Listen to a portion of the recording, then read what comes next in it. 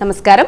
శుభదినం కార్యక్రమానికి స్వాగతం. మరి ఈనాటి కార్యక్రమంలో భాగంగా మనతో పాటు ఉన్నారు విశ్వవిద్యాలయ అగ్రశ్రేణి తొలి మహిళ జ్యోతిష్య వాస్తుశాస్త్ర పట్టభద్ర జ్యోతిష్య మహోపాధ్యాయ జ్యోతిష్య శాస్త్రంలో PhD గోల్డ్ మెడలిస్ట్ కూడా అయినటువంటి డాక్టర్ ఈర్పుగంటి పద్మజరాణి గారు మనతో పాటు ఉన్నారు. మరి ఈ రోజు రాశి ఫలాలు వారి మాటలోనే అడిగి తెలుసుకుందాం. నేటి పంచాంగం.